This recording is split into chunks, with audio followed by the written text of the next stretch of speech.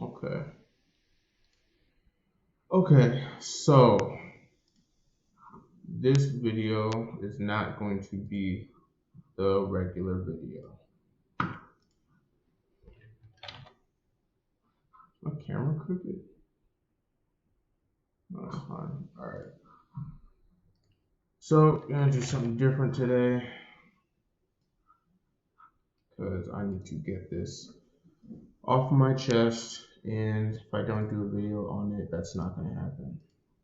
So, we're gonna start this. We're gonna say, uh, I'll call it, we'll say rant, because this is gonna be me voicing my frustration as my computer lags for no reason. I got nothing open on this computer. Um,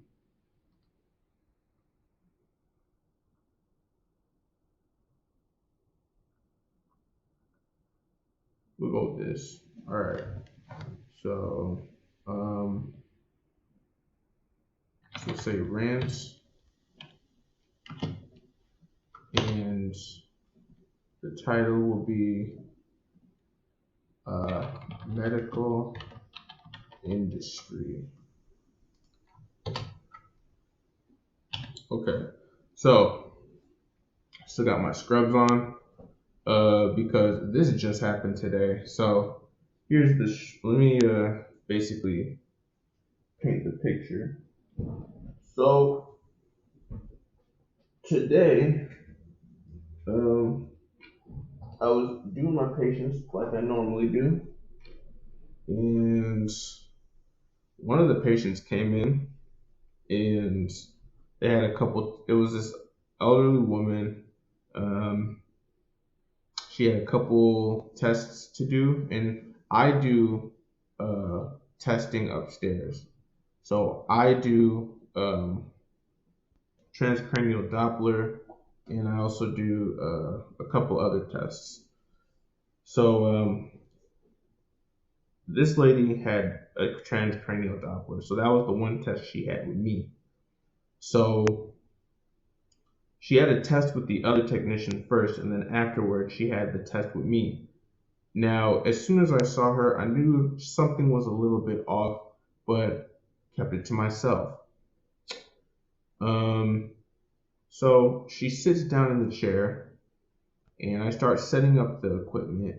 And once again, I notice she lays a little bit off. She's kind of, wobbling around. She actually almost fell out. She almost fell as she was trying to sit in the chair. And I'm just like, okay, well, most people who come to the office um, have this type of problem. Maybe it was vertigo that she had. Um, she was having trouble walking, and I didn't really think much of it. So I'm doing the test, and I notice that she is falling asleep. She is falling asleep immediately within a couple minutes of the test. So I was like, okay, that's weird as well. Why is she so sleepy? So I just continue. I try to do the test as well as I can. And then I noticed something even more strange. And what I noticed was that she um, what I noticed is that she had um, a haircut. So she had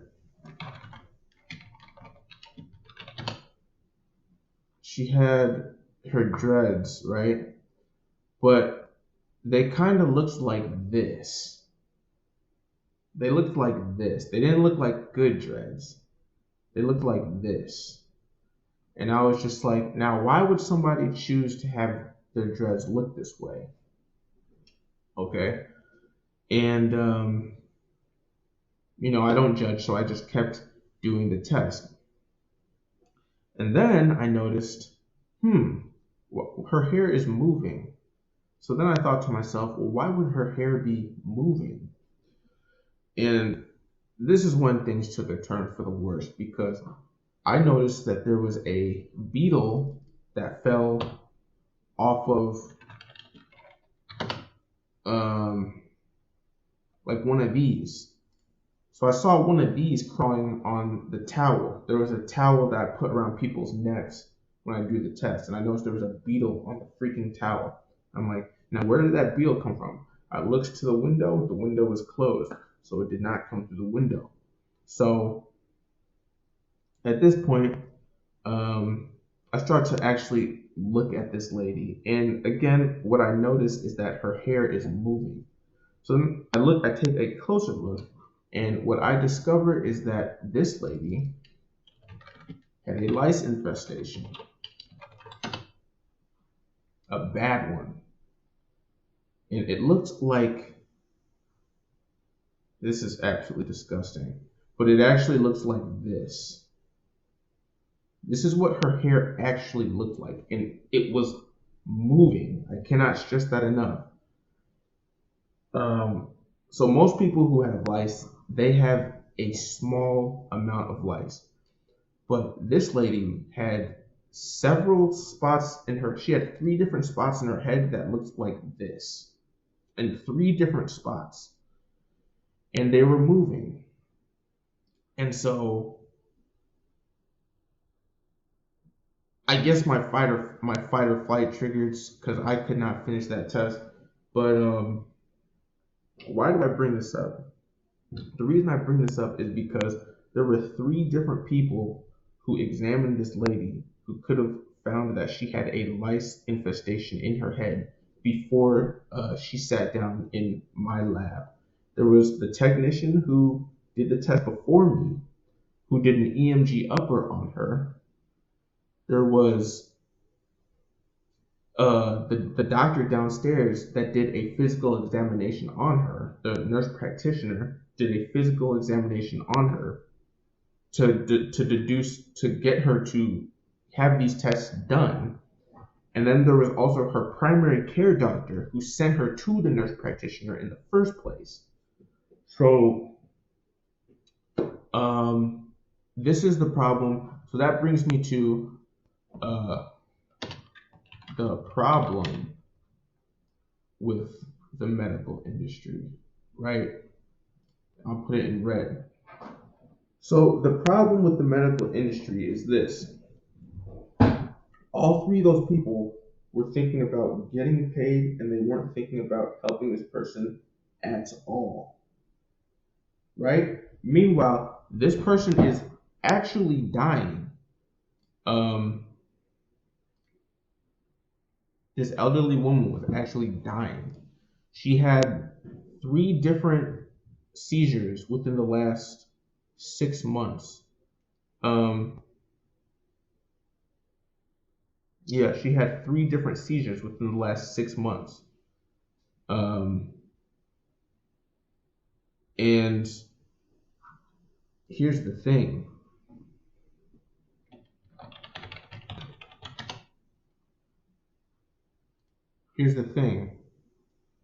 I'm not going to go on here now, but I could pull up her chart and show that she had 3 different seizures within the last 6 months.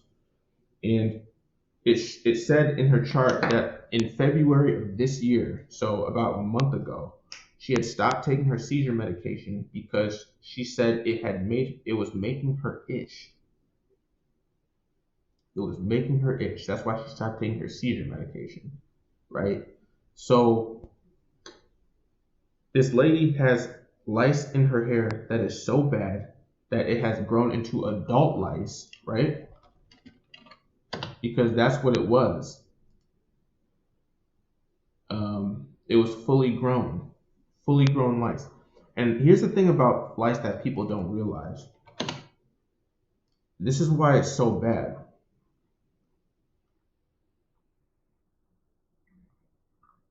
The problem with lice, the term is head loose, right? Here's the problem with lice. Wingless insects that spend their entire lives on the human scalp and feed exclusively on human blood. They are blood-sucking parasites. So a lot of people just think they eat dead skin. They eat dead skin, but they also suck your blood. So this lady has blood-sucking parasites in her hair, and 3 different people saw her and did not tell her, right? And she's dying because of it. That is the problem with the medical industry. Their first doctor just said, "Let me prescribe this person a medication. I don't care what's wrong with her. Let me just get this medication prescribed so that I can charge her insurance." Right? The nurse practitioner, the second person, I don't know. I don't care what's wrong with this person. Let me just schedule these tests so that I can charge her insurance for these tests so that I can get paid. And the third person, I don't care what's wrong with this person. Let me just do these tests so that I can get paid and make my salary and get her out of my face, right?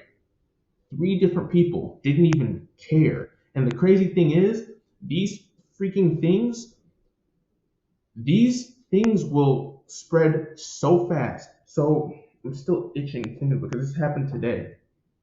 You got a person in your doctor's office who has head lice sitting in all your chairs, sitting in all the beds, and other people are going to get that. You, the doctor, are going to get it yourself because of your own negligence.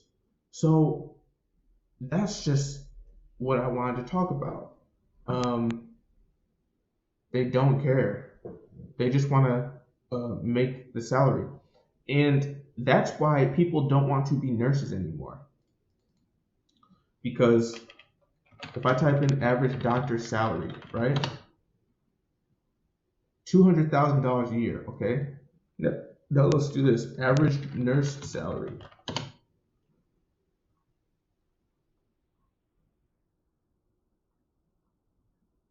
I promise you it's not this much. I promise you it's not this. It's probably closer to this, right? 80,000. That's before taxes, right? That is not enough money to have to deal with that type of thing on a regular basis. Mind you, nurses are the ones who are actually doing the work. The doctors are not doing the work. The doctors are summarizing the work of the nurses and prescribing stuff and making general assessments, while the nurses do all the work for less pay. Now, if you want to talk about surgeons, then okay, surgeons earn their pay, right? Surgeons do the work. And I'm not saying doctors don't do the work. They go to school for a million years. They do the work. But I'm saying this will make it like you'll be comfortable with this draining lifestyle if this is the minimum that you're getting paid, right? If you're barely making 80,000, I promise you, I promise you, they're not making this. Nurses are not making this. I promise you. At least not in Michigan. I don't know. Maybe in California they're making that. In Michigan, nah, it's probably closer to 60 or 70. That's not enough to have to deal with this type of thing. So, yeah, I just wanted to. I had to make this video because I had to get that off my chest. It's the most disgusting thing I've ever had to deal with on this job, and yeah, I just had to get that off my chest. So I'm gonna end the video there, and I'm gonna go take a shower with shampoo. Yeah.